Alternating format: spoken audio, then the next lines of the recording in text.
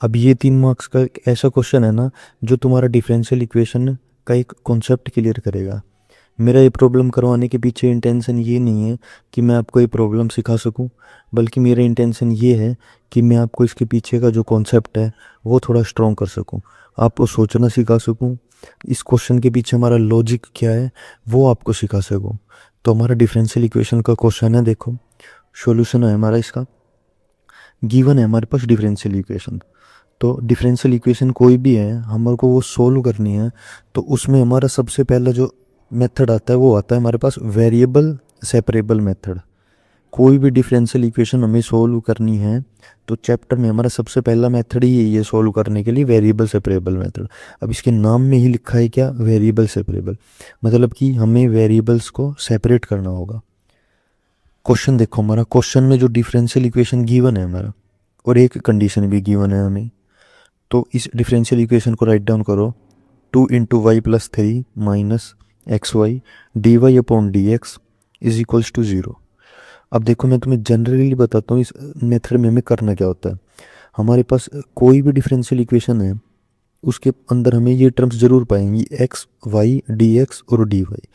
हमें सबसे पहला स्टेप क्या करना होता है कि x और dx वाली जो टर्म है इनको एक साइड करो, और y और dy वाली जो टर्म्स है उनको एक साइड करो। ठीक है, दोनों टर्म्स हमारी अलग अलग करने के बाद जब हमारी x वाली और y वाली वेरिएबल सेपरेट हो जाएं तो नेक्स्ट स्टेप करते हैं हम इंटीग्रेट कर दो बोथ साइड को।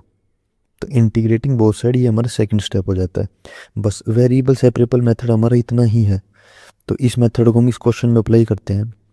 तो सबसे पहले क्या करते हैं, 2 × y + 3 और जो ये टर्म है इसको राइट साइड ले आते हैं, तो क्या होने जाएगा x y d y upon d x.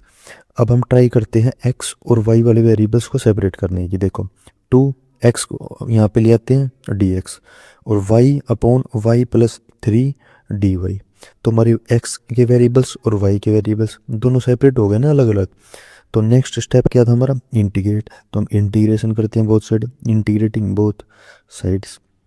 अब देखो इंटीग्रेशन कैसे करेंगे इनका, तो इंटीग्रेशन करते हैं हम 2/x dx is equals to integration y upon y + 3 integration dy। ठीक है, अब 2 को तो बाहर लिख लो, हमारा इंटीग्रेशन क्या, 2 integration 1/x dx is equals to, इसमें क्या करते हैं न्यूमरेटर में +3 करते हैं और -3 करते हैं, y + 3 -3 upon y + 3 into d y. अब ऐसा क्यों करा, क्योंकि हमारा इंटीग्रेशन थोड़ा सिंपल हो जाएगा ऐसे करने से हमारा। ठीक है, तो 2 इंटीग्रेशन 1/x का क्या होता है log ऑफ mod x।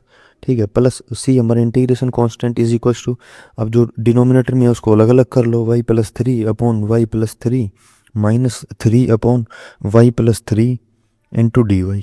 ठीक है, अब नेक्स्ट देखो क्या करते हैं हम, 2 into log of mod x plus c। अभी हमारा y + 3 तो कैंसिल हो जाएगा, तो यहाँ क्या बच जाएगा 1 - 3 upon y + 3 into d y हमारा।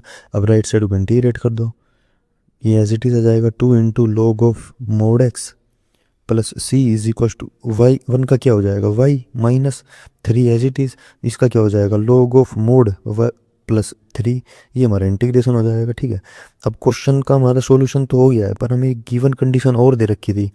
गिवन कंडीशन लिखो, देखो गिवन है हमारे पास y of 1 is equals to -2। अब इसका मतलब समझो ये क्या दे रखा है हमारे पास, इसका मतलब है when x is equals to 1 then y is equals to -2। तो मतलब x और y की वैल्यूज दे रखी है हमारे पास, तो ये पुट कर दो इक्वेशन में हमारी। तो 2 into log 1 plus c is equals to -2 -3 log -2 plus 3, y हमारा -2 है ना और x 1 है, तो log 1 हमें पता है 0 होता है, plus c is equals to -2 -3 log, ये क्या हो जाएगा 1, तो log 1 फिर 0 हो जाएगा, क्या बच जाएगा हमारे पास, c की वैल्यू हो जाएगी -2। अब इस वैल्यूज़ को पुट कर दो इस इक्वेशन में, तो देखो क्या सोल्यूशन आएगा हमारा, 2 log of mod x, c हमारा -2 है तो -2 is equals to y -3 log mod y + 3। बस ये ही हमारा सॉल्यूशन है डिफरेंशियल इक्वेशन का, इतना ही हमारा वेरिएबल सेपरेबल मेथड है बस। ठीक है, थैंक यू।